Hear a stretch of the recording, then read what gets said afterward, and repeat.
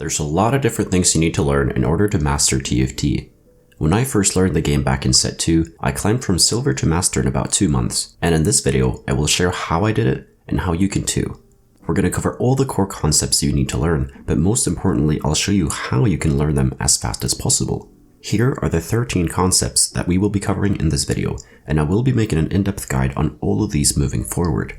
And I will also link a playlist with all of these guides in the description as well. The first step to learning TFT is to learn what all the synergies and units do. This is the most important part, as putting together basic synergies like 2 Brawler and 2 Knight is a core strategy in the game. Also, getting an understanding of which units are carries, supports, and tanks is also important. In the late game, your team composition will most of the time include a primary carry and sometimes a secondary carry, also anywhere from 2 to 6 tanks, and the rest of the units are support or utility units. A core skill in TFT is to understand whether you need more frontline, more utility, or more damage. If you have a good understanding of which units and synergies provide all of that, you are one step closer to drafting your strongest board every single turn. The best way to learn all of this is just to play the game and pay attention to the traits. This will usually only take between 5 to 15 games until you know all of them. After you've gotten familiar with the units and synergies, it's time to learn the basics of TFT. This is understanding how interest gold works and what ecoing is, learning the hotkeys, learning the advantages and disadvantages of leveling, why you leveled in the first place, when should you have your comp together, what is the best place to roll for your comp, and what win streaking and loss streaking is. These are the fundamentals of TFT and will be relevant in every single set moving forward. Even though they're called the basics, stuff like ecoing is still something master players and above still try to focus on, as there is a lot of nuance within that specific concept. The best way to learn the basics is to watch a TFT tutorial and a basic economy guide. The important thing is to practice one strategy at a time and see when it works and when it does not work. For example, the fast H strategy is very common and has been a key strategy to know in every single set. But most people are unable to fast 8 every game, so if you try to do it every game, you will easily see when you succeed with the strategy and when you fail with it. The important thing to do after that is to try and think about why it worked and why it did not. Once you understand the basics and have gotten familiar with all the units, you want to learn your first meta team composition. A team composition, commonly referred to as a comp or a build, is a set amount of units that you play together. Take for example the 6 Skirmisher Jax carry composition. There are plenty of different team comps in the game, and they have different playstyles that work in different situations. The comp you pick should be one that you enjoy playing. It doesn't necessarily have to be a good comp, as you're still improving all of your other skills while also learning. Why only learn one team comp is a question you might have, and the answer is quite simple. By just learning one comp, you already know what your game plan is as soon as you enter the game. This will allow you to put your focus elsewhere. When you already know which units to buy, there is less to think about. Instead, we can focus more on improving our other skills, such as playing the early game better, focusing on our economy management, trying to position better, scouting the opponents, and so on. If you're not sure what team composition you want to end up with, that is a problem that needs to be addressed. And it'll be harder to focus on your early game and mid game when you don't know what you're playing. The important thing when playing TFT though is to have fun, so if you get bored of your comp, just learn a new one and only play that.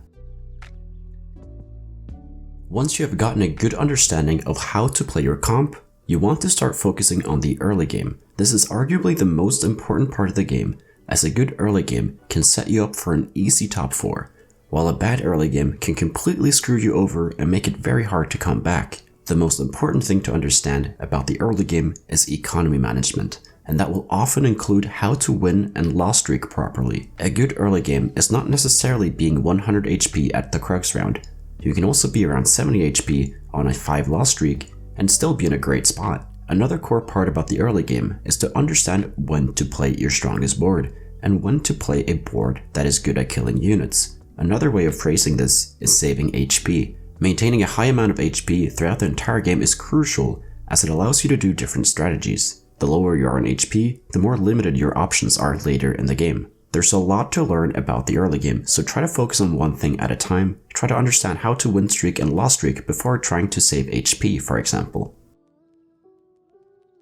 Items are a huge part of TFT. If you have bad items, you will likely lose, and if you have good items, you will likely win. Each and every item in TFT serves a purpose and is useful in different situations, even the new shadow items. There are a boatload of items in set 5 and learning every single one will seem daunting at first. Just like with all the other core concepts, learn one item at a time.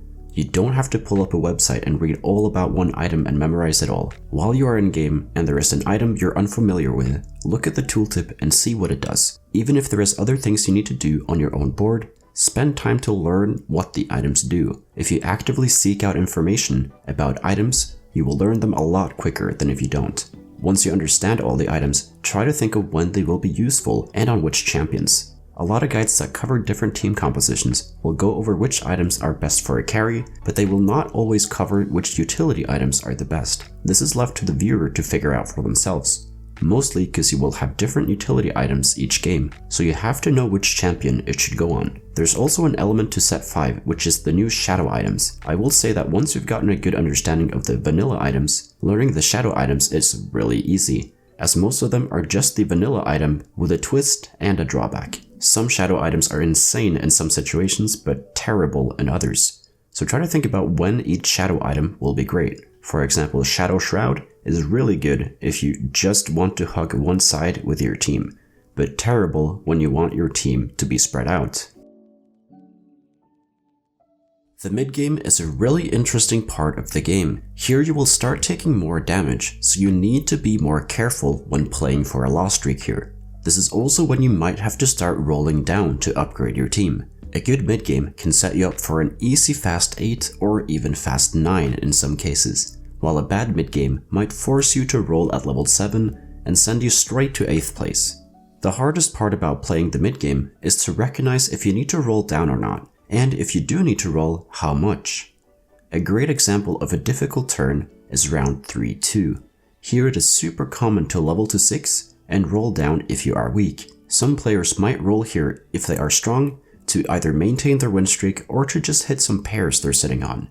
Rolling too much will lead you to not having enough gold to hit your comp at level 8, and not rolling enough might lead you to never being able to go level 8 as you will be too low on HP. So try to see how rolling in the mid game impacts your economy and your HP total. Another crucial point about the mid-game is to learn how to save HP, which means to preserve your HP total as high as possible while investing the least amount of resources possible. The most common way to save HP is to slam items. This means to make items that are good for your current board and that will be good in your endgame comp. By the time you get here, you should be really good at the comp you have been playing so far, but as you might have noticed, only playing one comp creates some challenges. Therefore, it's time to learn 1 or 2 new comps, and most importantly, you will learn how to pivot between these comps. The goal is to only play 3 different comps that use similar items, so that you can choose which one to go for based on which items you get dropped. For example, 3 comps you can pivot between can be Draven carry, a Philios carry, and a Jax carry comp. All of these carries use similar items, so you can make items that fit all of these comps in the early and mid game. Once you get to Wolves and see your final items, then you can pivot to one of those 3 and go for that one. The reason why we don't start playing 3 comps until this point is that understanding the early game, itemization, and mid game first is really important. And the best strategy to learn everything as fast as possible is to focus on one thing at a time, so we don't get too overwhelmed and we're learning in the most efficient way. Scouting is what you do whenever you have downtime. When you are scouting, you can look for multiple things such as positioning of the enemy team, what items the enemy teams have made, what comp the enemy teams are going for, how you can adapt your board later in the game, which comps will be open in this lobby, which items should you build to counter the other teams. Yes, this is very overwhelming as it is a lot to take in at first, but when you first start scouting, scout with purpose. Say to yourself, okay, now I will be scouting the lobby to look for the positioning of my enemies. Or now I will scout the lobby to see what comps my enemies are playing. Eventually, with enough practice, you will be able to scout for all of these at the same time, and you will gather more information to get the upper hand over your opponents. The time to scout is whenever you have downtime. There is never a point where there is nothing to do in TFT, but most of the time you will always have time on stage 3-5 and 3-6.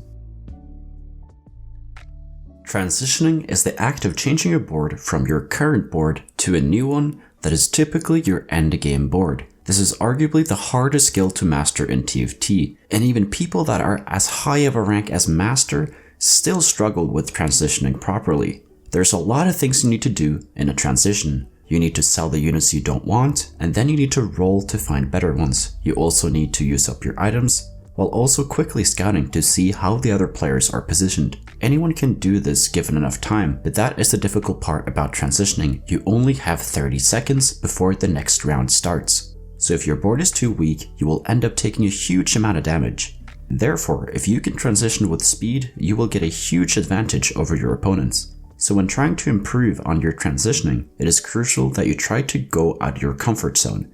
Try to roll faster than you're comfortable with, and try and leave some time to scout at the end of every transition. This is the only way to improve, as transitioning is mostly a mechanical and APM heavy skill. If you've gotten to this point, you will most likely be at least diamond rank if not master.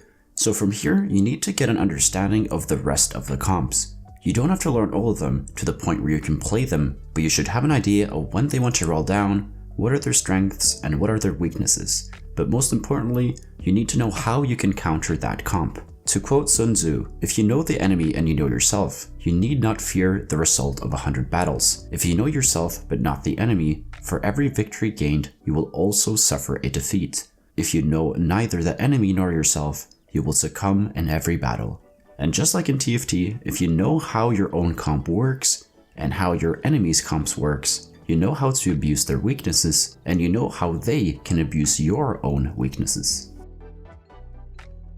Positioning makes or breaks fights in TFT. Good positioning allows you to win fights you weren't supposed to win, and bad positioning loses you fights you weren't supposed to win. To understand positioning at a high level is to understand how every unit targets with their spells and what it will take to manipulate where it will target. One unit that you can very easily abuse is Vel'Koz. That unit targets the unit closest to the middle of the map. This way, you can put a unit in the middle to bait the ultimate away from your team. With every unit, there is always a way you can position them to get more value. So read the tooltip of each champion's spells so you can understand truly how their targeting works. This is a very hard skill to learn, as you need to understand all the other comps, every champion's positioning and role in the game, as well as being able to scout at a high level. But if you've already mastered those skills, this skill is quite easy to learn. Most comps have a set amount of core units, and the rest of the slots are open to any champions. So we can put in champions that help our own team, but also that counters the enemy teams. Same thing goes for itemization. If there are a lot of comps that heal in the lobby, we can build anti-healing items like Morello to counter them. Same thing goes for synergies. If the lobby is mostly magic damage, Mystic will be a great fit. But if the lobby is mostly consistent DPS, Knights will be a great synergy. And if the lobby is mostly attack damage, then Ironclad will be a great synergy. Now that you have an overview of all the core skills in TFT, you might be a bit overwhelmed. But like I said multiple times already, focus on one skill at a time. If you're playing to improve, go into every game with the purpose of this game I will focus on scouting, or this game I will try to position optimally. Although you will not climb in the short term when playing to improve, you will climb in the long term, as you will start mastering more and more skills. I will make an in-depth guide to cover all of these skills moving forward, so make sure to hit the subscribe button and the bell icon to be notified when those go live. And if you enjoyed this video, please give it a like. It would really help out the channel, and if you want to get better at TFT, join the Discord. We got over 2,000 other players there who are hungry to master TFT and climb the ladder. And if you want to get coached by me, the information is over on the Discord server as well. So thank you so much for watching, and I'll see you in the next video.